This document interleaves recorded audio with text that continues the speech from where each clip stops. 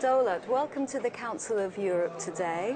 You're here to tell us something about what's going on in Camp Liberty, which was intended to be, as we know, a temporary camp for the people forced to leave Ashraf, where they had made a beautiful home for 28 years, and to come to a temporary camp where they have now spent 2 years and 9 months, I believe.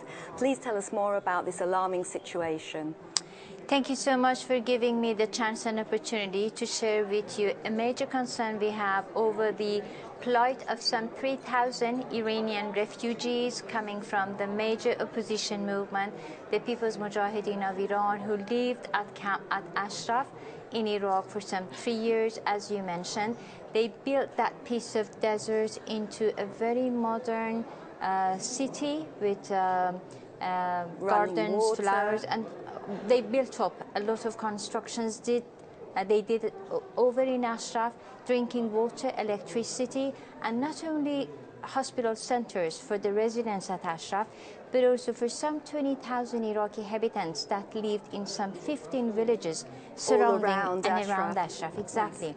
Now, they were forced, after the security and safety of people at Camp Ashraf recognized under the 4th Geneva Convention as protected persons, and also later recognized by the UNHCR as people of concern.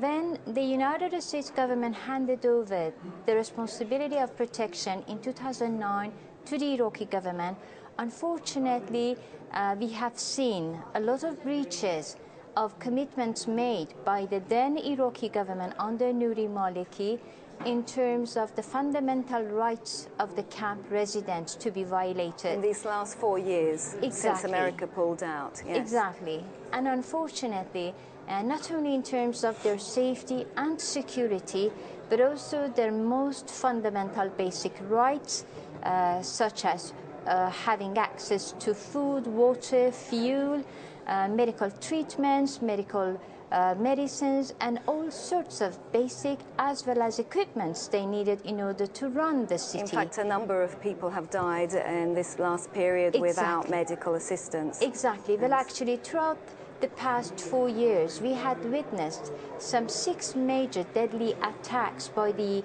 Iraqi armed forces under Nouri Maliki, but at the behest of Iranian regime. It's a very totalitarian, brutal religious dictatorship that wants its major opposition to be destroyed, because people at the camp are almost recognized as tolerant, democratic, committed people for human rights, for freedom, democracy in Iran, even though they're Muslims, but there's a big distinction between their views and the approach of the mullahs. And so, as their antithesis, they're almost under constant threat of the Iranian regime influencing through its proxies in the Iraqi government in order to threaten their lives as well as their minimum rights, fundamental rights. So, Dowlat, we must hope that the UN will take note and will act against this kind of violation to human rights that we see going on now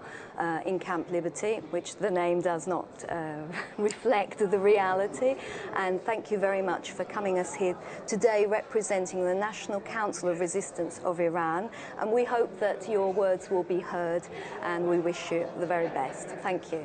Thank you so much, Monica, for inviting me to your program. You're welcome, Dowlat.